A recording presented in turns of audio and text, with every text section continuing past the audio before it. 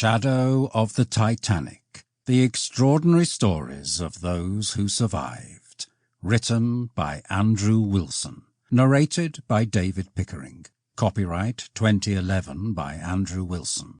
This audiobook is published by arrangement with Andrew Wilson Media Limited and was produced in the year 2024 by Echo Point Books and Media LLC, which holds the copyright thereto. Introduction. The sound of the screaming was the worst thing, they said. For those who survived the Titanic disaster, which took place in the dying hours of 14th of April and the early morning of 15th of April 1912, the awful noise of fellow passengers calling out into the dark night was the one thing they could never forget. Jack Thayer, a 17-year-old boy who lost his father in the sinking, compared the wail to the continuous high-pitched hum of locusts one might hear on a midsummer night in the woods near his home in Pennsylvania.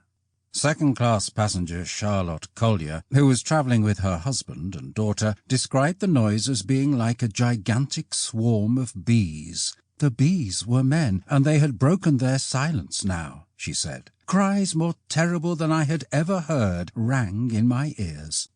For crew member George Kemish, the sound was forever seared on his consciousness. 100,000 fans at a cup final could not make more noise, he said. Similarly, third-class passenger Frank Goldsmith, who was only 9 years old at the time, likened it to the roar of a crowd at a baseball game. He grew up near Tiger Stadium in Detroit, but when he became a father, he could not bring himself to take his 3 sons to a game. It reminded him of the screams of that night, says his son, Thomas. 4 days after the sinking of the Titanic, George Reams, who was travelling in first class, wrote a letter to his wife, Marie, detailing precisely what happened. After rushing to his cabin to save a photograph of his wife, he ran back up on deck, where he undressed to his shirt and undershorts. The bow of the liner was already in the water, and he knew the ship did not have much time left. Nearly all the lifeboats had left the Titanic. Any remaining places were reserved for women and children only. Water was pulling the bow of the majestic vessel down with an almighty force, he said, and the stern was gradually rising into the sky.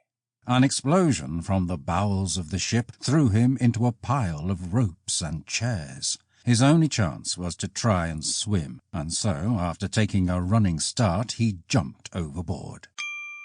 Sample complete. Ready to continue?